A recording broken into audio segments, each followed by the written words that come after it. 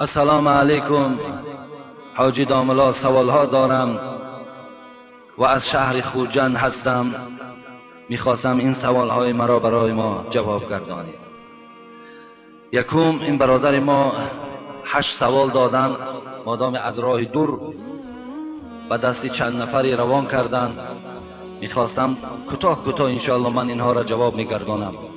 مردی هست در محله ما میخواهد که به واسطه شپریس از منی خود در رحم زن خود برای باردار شدن و توصیه دکتر اجرا کند. آیا اجازت هست یا نیست؟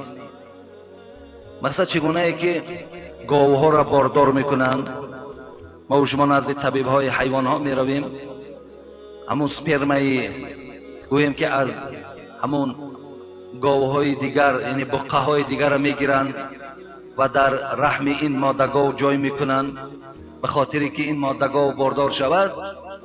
اینم اگرچنده که این مسئله برادر عزیز در کتاب های فقه سابقه یافت نمی شود، لیکن فقه معاصر، فقه امروزه اینها را اجازت دادند که اگر مرد وقتی که در زمان خانه‌داری خود یگان سببی هست که خداوند همون آب او را در رحم همون زن جای نمی کند، اگر دکتر همون آب گرفته و در رحم همون زن جای کند درست است. مقصد از آب خود مردکی که بین زن و بین مرد اگر نکاح حلال باشد.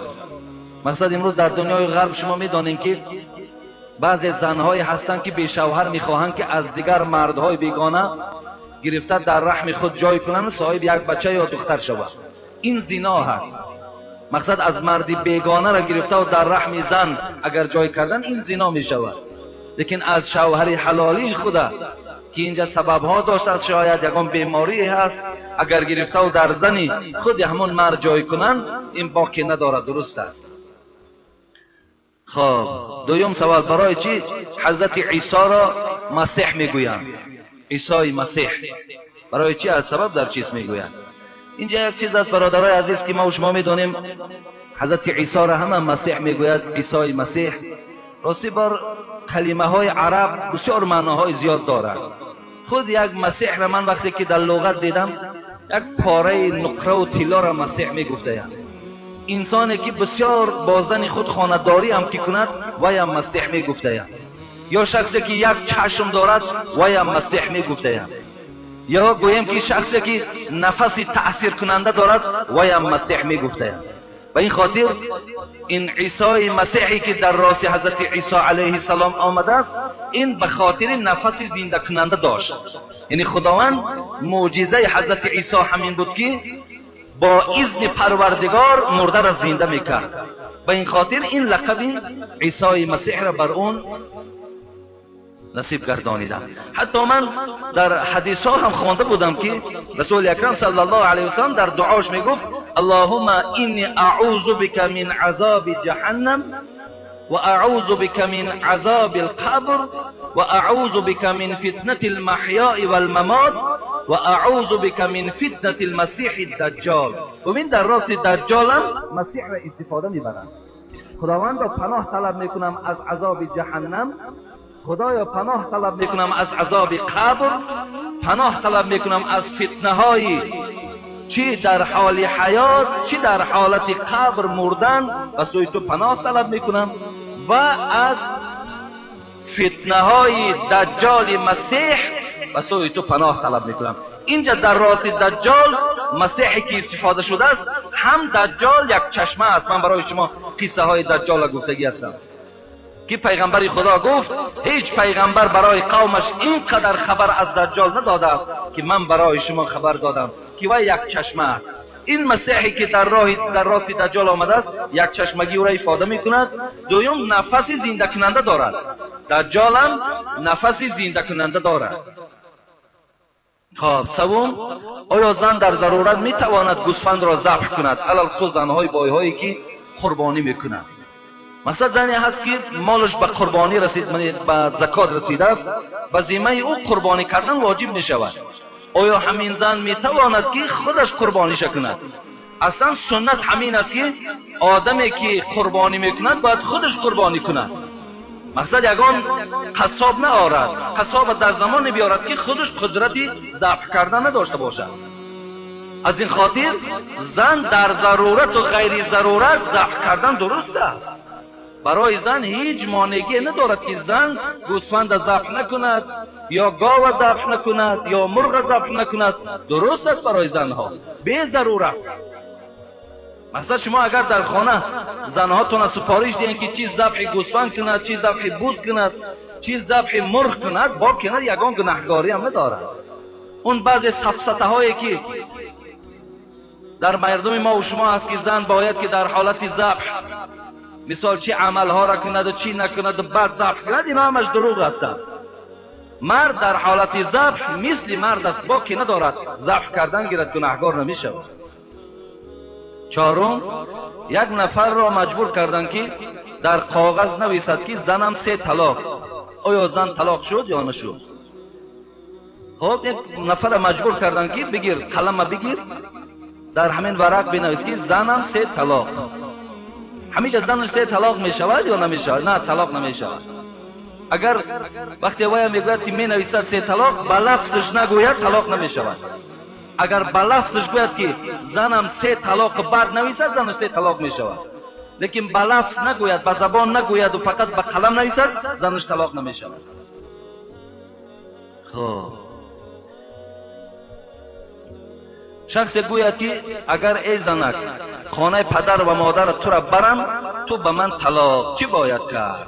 او رود طلاق می شود. چیکار کند؟ مقصد اگر گوید که زنک من تو را اگر خانه پدر و مادرت برم، تو به من طلاق، میلش راهی نجات همین است که خودش نمیبرد و دیگر کس میبرد. وای در حالت گفتن این را ایستاده بود که اگر خودم برم تو طلاق، پس با واسطه دادرش است، پدرش است، اکش است، روانش میکنه، طلاق نمیشه. خب ششم، زن میتواند که برای دعوت به محله رود.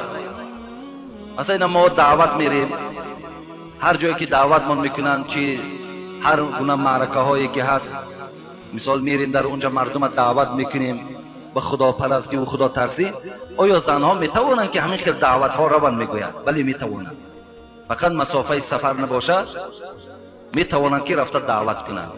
مثلا زنها در دوره رسول اکرم صلی الله علیه و سلم در نمازها می آمدن اشتراک میکردند.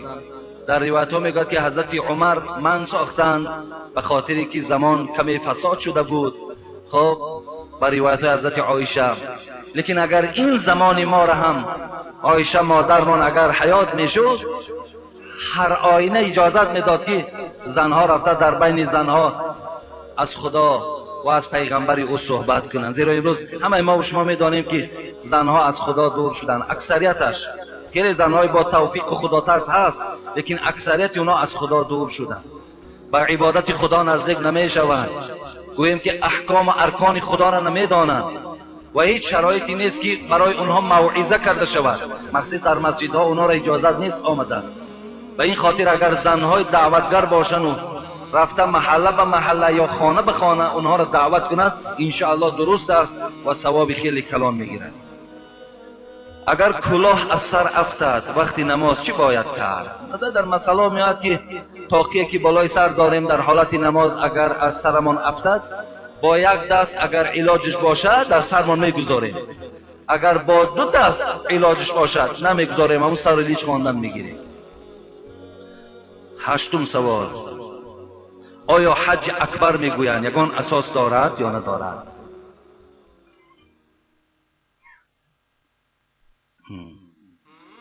حج اکبر میگوییم، ما و شما میگوییم که این سال حج اکبر است. همین اساس ندارد برادر عزیز. از روی کتاب ها اساس ندارد. به چی اساس ندارد؟ مثلا سوره توبه، در سوره توبه حج اکبر آمدگی است، حج اکبر. لیکن خدا رحمت کنه حضرت عبدالله ابن عمر، حضرت عمر، حضرت زبیر، حضرت عباس، همه اینا به این رفتن که این حج اکبری که خدا در سوره توبه گفته است این روز عرفه هست، اما روز 9 ذوالحجه را در نظر دارد. و ابن کثیر رحمت الله علیه که تفسیرش مشهور در روی دنیاست میگه این حج اکبری که در سوره توبه آمده است این روز دهم ذوالحجه روز ذبح در نظر دارد. به این خاطر اکنون همون گویم عقیده عوام الناس مردم عوام وقتی که پیغمبر خدا سالی که حج رفتن روز جمعه در عرفه آمده بود. به این خاطر گفتن هر سالی که عرفه در روز جمعه آید حج اکبر است، لیکن اساس ندارد، این هیچ معنی ندارد. السلام علیکم دامنای عزیز، من یک خواهر اسلامی شما ختم کننده دانشگاه امام ترمذی دارم، خواهش دارم جواب گویید. آیا طاووس، شترمرغ، ترنه، لیلک، زاغ حلال است یا حرام؟ مقصد لیلک، ترنه، شترمرغ، طاووس همه اینا حلال هستند، اینا حرام نیستند. لیکن زاغ فقط در نزد علمای احناف یعنی در مذهب خودمان به سه قسم تقسیم می شود. زاغهای کلان سیاهی که فقط گویم که مرده میخورند، جسد میخورند، مرده های بدبوی میخورند، اونا حرام هستند، اونا زاغهای کلان هستند. باز از این نگاه زاغ میانه ای که از اون کلان خورتر است غلدانه میخورد و هم جسد مرده میخورد، وای مکروه است خوردنش. سیومش که نه زاغهای میده‌ای که غلدانه میخورند اینا حلال هستند، درست است. دوم داملا شوهرم 3 سال است که دیوانه هست، هر چی میکنن نمیشود، من چیکار کنم؟ جوان هستم، عمرم 26 ساله است. مثلا از زمین یگان علاجش هست که این شوهر من 3 سال شد دیوانه هست، ما با این حیات ما سپری کنیم یا که مقصد یگان راه دیگر باشد. خواهر عزیز در مسئله ها میگوید مجموعه الفتاوا دا میآید که اگر شوهر نو دیوانه شود 1 سال علما برای احتیاط خواهرای عزیز رخصت دادن که شما منتظر شوید که در طی همین 1 سال اگر همون صحت و سلامت شد زندگیتون دوام دهید، اگر نشد شما پیش مفتی می روین و خط جداییتون از اونجا میگیرید.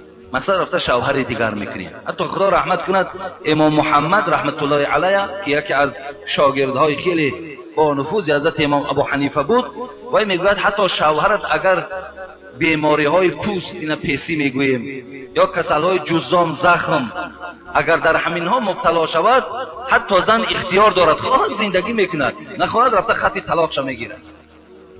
مقصد اینا چیزی نیست در اسلام که زنها را مجبور سازند که مثال با این شوهر دیوانه یا مثال با دیگر شوهرها شما حیاتون سپری کردن گیرید، این که رخصت نیست. میتوانند خواهر عزیز. سیوم در یک خانه ای که در دوشنبه هست 7 کس زندگی داشتند، یکی از اهل این خانه در دین نصرانی بود وفات کرد، 6 نفری دیگر مسلمان، چیکار کنند؟ در یک خانه 7 نفر زندگی میکند، 1 نفر همین نصرانی است، یعنی دین اسلام قبول نکرده است، دین همین نصرانیت میگوییم، دینی تحریف شده، دینی که نجات ندارد، دینی که عزت ندارد، دینی که در پیش خدا قبول نیست، همین دین برای خود اختیار کرد و از دنیا گذشت. همین 6 تا برادر مسلمان دارد، اینا با این چی معامله کنند؟ معاملهشون همین است، همون پاپ هایی که وجود دارد از نصرانی ها. این دیگر مال شما نیست، این مال همون پاپ هاست، همون نصرانیت است. همون رو فریاد میزنین، گرفتن میبرند با همون رسم اصول خودشون بردن میگراننش. تمام یک راهش. اگر شیعه باشد شیعه هاش فریاد میکنیم، زردشتی باشد زردشتیش فریاد میکنیم.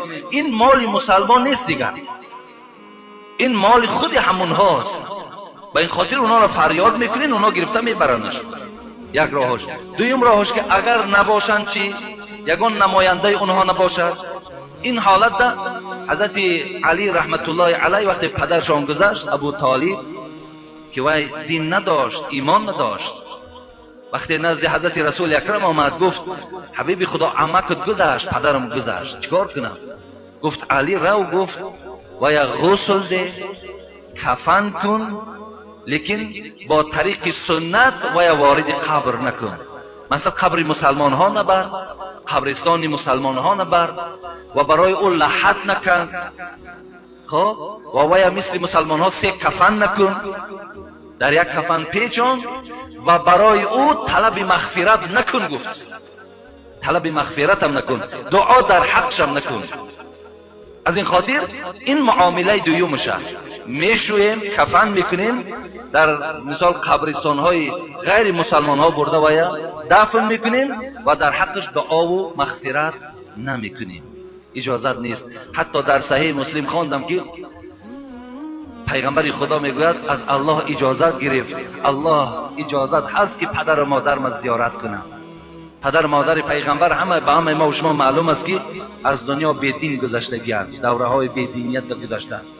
خداوند حبیب خدا را اجازت داد که رو زیارت کن، لیکن طلب مغفرت در حقشان نکن. از این خاطر اینم انمون معنا را دارد. خب و در ابن عباس هم هست. ابن عباس هم یک مرد آمد پرسید که مادرم نصرانی بود از دنیا گذشت، چیکار کنم؟ اما همین چیزایی که من گفتم همین را توصیه داده بودم. سوم داملا آیا اجازت هست که فرزندای ما در رسی کلیسا سازند یا ماشین های پر از عرق را فرارند، پول گیرند یا قبر نصرانی ها را کنند؟ اجازت هست یا نه؟ مثلا فرزندای ما و شما می روند امروز در رسی کلیسا می سازند، همون جایی گوییم که عبادت خود همون مردم نصرانی، یا فرزندای ما را فرمایش میدهند که برای مرده های ما قبر کنیم، یا گوییم که همون رستوران های کلان دارن عرق میارن فرار. خب اجاره هستیم. مثلا من در فتاوای خلاصه خدا رحمتشان کنه در کتاب اجاره این دلیل ها را میارد که ما اگر با مردم نصرانی با مردم غیر مسلمان اگر اجاره را برقرار کنیم درست است. درست است. مثلا فرزندای ما و شما اگر کلیسا هم سازند و اگر چند یکی گویم قبرهای اونها را کنند، حتی در فتاوای خلاصه چرانیدن خوگها را هم آورده است. اگر خوگهای اونها را حتی چراننن در اینجا گناهگار نمیشوند، به خاطری که مبلغ میگیرند اونها اجاره است.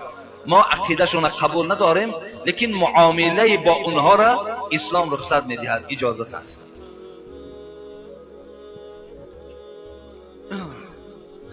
السلام علیکم داملای محترم. این برادر با خط فارسی نویسنده است. السلام علیکم داملای محترم حاجی مرزا، خدا شما را نگه دارد. شما فخر این دیار ما هستید.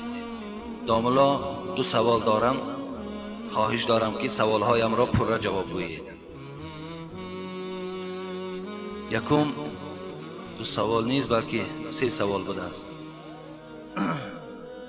خداوند آن روز را من نبینم و قوت شنیدنم ندارم، لکن به این هم نمی شود اگر اجل به سراغ شما آید، بعد از شما هست نفری که مثل شما از روی حقیقت پند و نصیحت کند و مثل شما زبان شیرین و آسان فهم داشته باشد. عذر بسیار برای این، از من ملال نشوید، از روی محبت است. شما را بسیار دوست می دارم و احترام می کنم، زیرا من از شما عقیده درست را گرفتم. برادر عزیز، انشاءالله پیک اجل به سراغ همه ما و شما روز می آید، فرقی ندارد چی به سراغ ما باشد چی به سراغ شما باشد، لیکن خداوند در عوض هر یک عالم خود، در عوض هر یک داعی خود، الکه عالم و داعی خودش تیار ماندگی است. البته نمیگذارد که جهان بی داعی و بی واعظ و بی عالم ماند، زیرا البته وقتی جهان دنیا بی واعظ ماند، بی داعی ماند، بی عالم ماند، حتمی یک تاریکی، یک ضلالت، خیلی گویم کارهای ناشایم ما و شما را فرا میگیرد. به این خاطر اگر چندی که الحال من نمیگویم که برای شما یگان نفر تیار کردیم، این تیار کرده هم نمی شود. این چیزی نیست که این تیار کنند. این یک داد خداوندی است به هر کسی که خدا خواهد به همون نصیبش میگرداند. دوم، آیا اگر انسانی که ابوبکر و عمر را دشنام دهد حکم او چیست؟ آیا وی کافر است یا گناه کبیره است؟ ابوبکر و عمر را دشنام دادن، برادر عزیز، اینا قدوه هستند. در شأن اینا آیت های قرآن نازل شده است. از این خاطر فتاوای عالمگیریه میگوید کسی که ابوبکر و عمر را دشنام داد وی کافر است، وی مسلمان نیست. فتوای عزیزیه میگوید که کسی عثمان را دشنام داد وی هم کافر است. از این خاطر دشنام دادن ابوبکر و عمر و عثمان آدم کافر میگرداند. و این خاطر دادرها خدا اگه او روز نیارد و شما همیشه به خودتان به دلتان گذرانید، در دعاهاتان حتی که دعا کنید که خداوند نکند همین خیل عقیده فاسد و باطل برای شما یکی نصیب کند که شما با این حال تباه خود مبادای ابوبکر و عمر و عثمان دشنام دهید. و خدا باور کنین این گویا همچنان است که شما در دنیا و در آخرت هلاک شدگی هستید. هیچ وقت فقط پشتیبانی کنید، فقط دوست دارید، فقط احترام کنید برای ابوبکر و عمر و عثمان. و خدا قسم اگر جان ما لازم شود و در راه خدا تسلیم کنید. هیچ وقت ما و شما یکی بدزبانی و یگان گویم سخنهای ناجا به زبان ما نرانیم. در هیچ جا برای شما مردم خواهش میکنم اجازت نیست که اونها را محاکمه کنید. فقط کجای گپ میزنید صفتشان کنید، تعریفشان کنید، زیرا اونها ارزنده همینه بودند، زیرا اونها را خدا و پیغمبر صفت کرده. ماها چگل اونها را تنقید کنید؟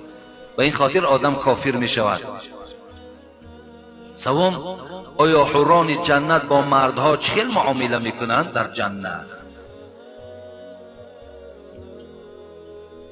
سوم سوالی که داده است این بود است که همین حورهای جنتی که خدا برای مردها میدهد با مردها چه معامله میکرده باشند، چه زندگی دارند. برای سوال دوم برادر عزیز حضرت امام اعظم رحمت الله علیه صاحب مذهب ما و شما را پرسیدند اهل سنت و الجماعه کیا هستند؟ این ما و شما دائم میگیم که ما اهل سنت و الجماعه هستیم. حضرت امام ابو حنیفه نشانه هاش گفتند ان تفضل شیخین و ان تحب الخطنین و ان ترى المسح على الخفین. و در چهارم شم آمده است و صلی خلف کل بر او فاجر. انمین نشانه های آدم اهل سنت و الجماعه است. دادر عزیز، شما از نشانه ها میفهمین که همین آدم اهل سنت و الجماعه است یا نه. چی بود است؟ یکم تفضل شیخین، از ابوبکر و عمر را از عثمان و علی بالاتر دانستند. همین عقیده را فراموش نکنید. همین عقیده درست در ذهنتان جای کنید. ابوبکر و عمر در فضیلت و بزرگی از عثمان و از علی بالاتر است. یکم عقیده اهل سنت و الجماعه. دوم و ان تحب الخطنین، و این که شما دوست دارین هم عثمان را هم علی را دوست دارین. سوم و ان ترى المسح على الخفین. همین محسی هایی که در پای داریم بالای همین محس کشیدن را ما و شما درست دانیم. این با حدیث های متواتر برای ما و شما آمده رسیده است. به این خاطر کسی که مسح بالای اگر محسی را هم انکار کند وی هم عقیده اهل سنت و الجماعه ندارد. بالای محسی را محس کشیدن. دیگر چهارم این بود است که از پس هر یک نیک و بد نماز را نخوانید. انا این عقیده اهل سنت و الجماعه می باشد. سوم سوالی که کردن این برادر ما درباره حورهای جنتی، آیا در دنیا مثال در همون آخرت با مردها چه معامله، زندگی اونها مثل همین زندگی دنیا باشد یا نه؟ نه برادر عزیز، مقصد زندگی اونها بله مثل همین زندگی در دنیا داریم با زنهای خود، با حورهای جنتی هم همین زندگی است، لیکن بعض فرق هاست. فرق همین است که ببینین در این دنیا ما و شما از یک زن زیاد گرفتن نمیتونیم. اگر دو زن گیری ملامتت میکنن. حتی آدمایی که صاحب قدرت دو زنم که گیرن ممکن که در راست اونا گوین که یک باید دو زنه است، سه زنه است. مقصد با یک چشم تحقیر باید نگاه میکنن. خب حالا که در همین جامعه ما و شما، اکنون من قانون نمیدانم در قانون چگونه آمده است، در جامعه ما و شما که امروز خیلی دخترها مثال در خانه ها هستند، حتی اونا بیچاره راضی هم هستند که صاحب خانه مثال زن دوم سیوم شویم، به خاطر که همون مردهای دسترسی هستند که برای اونا خانه میخرند، برای اونا شرایط مهیا میکنند. این در نزد اسلام یگان گناهی نیست، این یگان گویم که خیانت در اسلام نیست. اون کزیم در همین جمعیت ما و شما هست برادرایی که خواهر و پاشون زن دوم و سیوم هست، هست برادرایی که مثال ریزا هستند، میگن خدا را شکر مثال آدمی خوب است، میگوید برای خواهرم یا اپم خانه خریده است، فرزندای خوب دارد و دیگر آدمای با انصاف بسیارند در دنیا.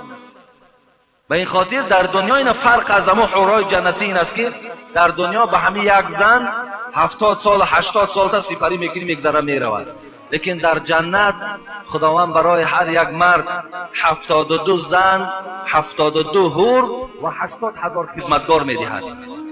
الله اکبر، این بهترین نعمت است، به خدا قسم بهترین نعمت است که برای هر یک مردی که در دنیا عبادت خدا را کرده است 72 حور العین. برای چی میگویم؟ برای چشمای سیاه دارد. رسول اکرم گفت حورها را در جنت دیدم، مغز ساق پای اونها از بالای گوشت میتابد، اونقدر زیباست. ببین حتی مالک ابن دینار میگوید، حاضر قصه اینم هم بعد این تحلیل ها برای شما گویم. ببین فرق آن دنیا از این دنیا با چیست؟ خداوند در جنت برای شما 72 حور میدهد. دیگر فرق این است که در این دنیا با این زنها ببین دائم ما و شما جنگ و جنجال داریم، دائم ما و شما گویم کشماکشی ها داریم، دائم ما و شما را استقبال نمیگیرند، دائم ما و شما در راحت مبتلا نیستیم. لیکن با اون حورها این معامله نیست. اون حورها مردها را پرورش میکنند، مردها را به خنده و به چهره خندان استقبال میگیرند، مردها را در آغوش میگیرند. حبیب خدا میگوید شما با حورهای جنتی وقتی که یک بار نزدیک میشوین 70 سال لذت همون نزدیک شدن از وجود شما دور نمی شود. امروز جوانای ما و شما را ببین چی شکایت ها دارند. حتی زنی را که امروز با قلینگ و با مهر خریده است، این اکن جای دیگر گویم عیبش نیست، اکن جای مثال سخنرانی آمده است، حتی همون زنها در جایگاه خواب همون مرداشون راضی نمی کنند. که چندین شکایت ها برای ما آمد که حاجی التماس همین را به گوش مردم رسانین، سخن شما را گوش میکنند، حتی شرط ها میمانند. فرق از حورای جنتی با این دنیا انمین است. دیگر اینکه حورهای جنتی را با قلینگ و با مال و با اسباب انجام دنیایی خریده نمی شود، فقط مهر اونها این عمل صالح است. چقدر در دنیا اگر ما و شما عمل صالح را زیاد کنیم، همون قدر چیز، همون قدر مهریه حورها برای ما و شما تهیه می شود. مالک ابن دینار میگوید، بار نگاه کردم، میگوید که یک کنیز، یک زن کنیز خیلی خودش را آرا و تارا داده است و اطراف خود باز خدمتگارها دارد. و با او روبرو شدم و گفتم ای کنیز، قیمتی تو چند است تا که من تو را در نکاح درآورم؟ میگوید کنیز وقتی که دینار میگوید ما را دید، مالکه لقبش دینار بود، وقتی ما را دید که بسیار آدمی به پول و به اسباب و به انجام که هستم، خنده کرد. گفت آخر من را تو خریده نمیتونی. مالک ابن دینار مطلب و مقصدش دیگر چیز بود. بعدا گفت تو خوجین داری؟ گفت بله خوجین دارم. گفت خوب میشد که من خوجین تو را میدیدم. میگوید این کنیز همراه خدمتگارها مالک ابن دینار را به همون قصر آوردند و از مالک این کنیز پرسید این کنیز تو به چند قیمت می ارزد؟ گفت خودت نرخ کن، تو این خریدن نمیتونی، این احوال و این شکلی که در تو میبینم تو آدمی دارا نمیتابی، آدمی با دولت نمیتابی. بعدا گفت من قیمتش را گذاشتم و یک مشت خرمای خاک این کنیزی تو نمیارزد. که خنده کردن، گفتن چرا میخندین؟ این کنیز گو عیب دارد. گو عیباش در چیست؟ گو عیبش همین است که اگر همین عطر نزند از بوی بدی این در نزدش نشسته نمیشود. دویم اگر دهانش گفت تمیز نکند، دهانش نشوید، از بوی دهانش در نزدش نشسته نمیشود. و دیگر اینکه اگر موی سرش اهمیت ندهد، وارد موی سری گفت همه جوک و جاندارها گفت جای میگیرند. دیگر عیبی که دارد این در یک ماه حیض میبیند. دیگر عیبی که دارد این احتیاج به حاجت خانه دارد. دیگر عیبی که دارد عمرش که رفتن که گیره پیر میشود، به حسن میشود. وقتی این سخنان را از مالک شنیدن همش حیرت ماندند. کنیز پرسید مالکش آیا راست میگه؟ گفت راست میگه. اون چیزی که گفت همش حقیقت دارد. مالک گفت من برای شما مثال میارم. من برای چی گفت این سخنها را گفتم؟ به خاطر آن گفتم که این کنیز تو در برابر آن حورهایی که خداوند برای مردها در جنت آماده کرده است که اونها را از نور و از مشک و از کافور خدا آفریده است، این کنیز در راست اون حورها گفت قسم به خدا ذره قدر ندارد. اونا همچنان حسن دارند که آب اگر دهانشان اگر در یک دریای تلخ پرتایند آب او شیرین می شود. اگر حسن و جمال کنن و به دنیا برایند تمام آن زیبایی در این دنیا است همگیش گو در خجالت میمانند. اگر ساقی دستش گفت نمی یک دستش اگر حورهای جنتی گفت اگر بیرون دنیا کنن قسم به خدا گفت روشنی آفتاب گفت در خجالت میمانند. پس گو این کنیز در برابر این هیچ نرخی ندارد. به این خاطر برادر عزیز معامله دنیا با حورها با این فرق میکند. از همه فرق بالاش همین است که فقط سری به جنجال داری. نه آذوقه آوردن است، نه آذوقه کشیدن است، نه جنگ و جنجال است، نه روی تروشی است، نه طلاق است، نه دیگر و دیگر است. آسوده راحت میکنی و خلاص. خدا نصیبتون کنه.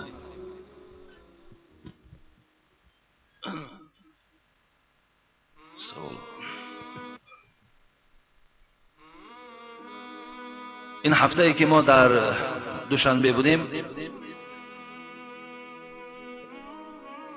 به خاطر یک معرکه هم رفته بودیم و یک برادر خواستم در حقش دعا کنم که خیلی باور کنین در مسجد که خیلی قرضهای مبتلا بودند. قرضهای ما را خدا را شکر قریب 90% شکندند و حتی که دیروزم زنگ زدن که برای آشیانه یکم همین عمارت نو قالین ها روان کردند که مردم در بالای او خوانده و در حق ما دعا کنند. این برادر حاجی عبدالغفار از ناحیه مومن آباد دشت عرعر است که پدرشان ما یک سالهای با همراهی پدرشان هم در حج بودیم. بابای رحمتی حاجی عمر می گفتند خدا رحمت و مغفرت کند. برادرای خوبم دارند، چی برادر حاجی رجب علی و چی حاجی داوود و دیگر برادرایی که داشتند که ما یک دو بار مهمان شدگی هستیم از نان و آبشان هم استفاده بردیم. خداوند این اهل عائله را از همه آفتها در حفظ امانش نگه دارد و خداوند این گونه غیرتی که در این برادر بود و برای این مسجد ما و شما کمک کردند، نه اولا برای جان خودشان کردند، برای فایده جان خودشان کردند و دوم اینکه خدا را شکر این همت خدا برای این برادر نصیب کرده است. همون حدیث رسول اکرم که ما من عبد یصبح فیه الا ملکان ینزلان فیقول احدهما اللهم اعطی منفقا خلفا و یقول الاخر اللهم اعطی ممسکا تلفا. حبیب خدا گفتند دو ملائک هر روز از آسمان ندا میکرده است. آن کسانی که خیر احسان میکنند دعا میکرده است خدایا در عوض خراجات کردگیش باز برای این بنده خود مال نصیب کن.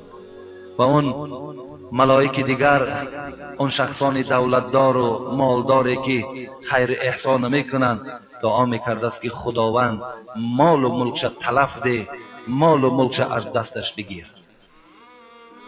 از این خاطر ما هم از خداوند خواهان او هستیم که این برادر عمر دراز و تن صحت و باز هم دولت و سولتش را زیاده گرداند، فرزنداش توفیق و هدایت نصیب و روزی گرداند. آمین یا رب العالمین. یک سوال آخرون جواب میگیم و همین ان شاء الله جمعه آینده اطراف قصه های حضرت علی من برای شما صحبت میکنم. داملا السلام علیکم. از سوال دارم، آیا شستن مرده از زنده به چی فرق میکند؟ شستن مرده از زنده به چی فرق میکند؟ من این سوال در کتاب خلاصه الفتوا کافته یافتم که فرقش همین بود است که آدمی مرده مزمزه و استنشاق ندارد. مثلا چگونه آدم زنده آب در بینی میگیریم، آب در دهان میگیریم، آدم مرده ندارد، فقط مسح بالای دهان و بینی او میکنیم. دویم در فتاوای خلاصه می آید که آدم وقتی جنوب می شود اول دستهاش می شوید، لیکن برای آدم مرده این است که اول روی وی شسته شود. سیوم می گوید مرده را در حالت شستن وقتی وضو می دراریم ما و شما در برابر وضو پایهاش می شوییم، لیکن آدم جنوب وقتی که غسل می کند پایها را بعدی آوازی کردن می شوید. چهارم فرق این بود است که آدم مرده را مسح سر نمی کشند و آدم که وقتی در جنابت مبتلا شود میگوید در ظاهر روایت این است که باید موی سرش مسح کشد به خاطر نماز خواندن. این بود است فرق بین این شستن مرده و شستن آدمی زنده. لیکن یک چیز فراموش نکنید برادر عزیز، مرده‌شویی دعا ندارد، مرده‌شویی یگان آیت خوانی ندارد. ولی بسیاری مردم ما در حالت مرده‌شویی آیت قرآن میخوانند، گناهگار میشویم. آیت قرآن نزد مرده شستن وجود ندارد دادرای عزیز. ببین حتی اطراف در بالای قبرش خواندن آیت اینقدر کشاکش و اینقدر گویم بعضی هاش به خواندن و بعضی هاش به نخواندن رفتن. آیا کجا دیگر بالای مرده عریانی که آیت قرآن میخوانند؟ به این خاطر بالای مرده را شستند آیت قرآن کلا نخوانید که گناهگار میشوید. لیکن وقتی اگر میخواین اگان چی گوین و بسم الله الرحمن الرحیم آغازش کنید همین بس از کفایت میکند. یا اینکه در راست هر یک دست و پای او دعا کنید خداوند آن گناهایی که از دست او صادر شد، از پای او صادر شد، از چشم او صادر شد، خدایا مغفرت کنید، بس از کفایت میکنه. یک چیز. دوم چیز، مرده وقتی که وارد قبر شد در مردم ما و شما عادت است، بعد پشاکای وی میشویه. همین هم از اسلام نیست. در همین خنوکی نمیدانم برادرها همینجا باشن نباشن، یک برادر از دنیا گذشت تا پلتاهایی که نوان پلتاهاش میشویه. در کجا قاقش میکنی؟ اینقدر مشقت در کجاست؟ برای چی در کار است؟ یا ما و شما یک چیز در ذهن جای کردیم که حتمی پشاک های همون مرده را مرده‌شوی هم میدین تمام، گویا که دیگر آدم پوشیدنش درست نباشد. آخه تاج میگذرد، برادرت میگذرد، پشاکای وی برای شما درست است، همون مرده‌شوی 50 تومن 100 تومن راضیش کنی نمیشه. چردیس که لباسای او را دیه بگذار همون لباسا را بچه‌هاش پوشن، زنک باشد دختراش پوشن، دادراش پوشن، او یگان گناه ندارد لباسی او.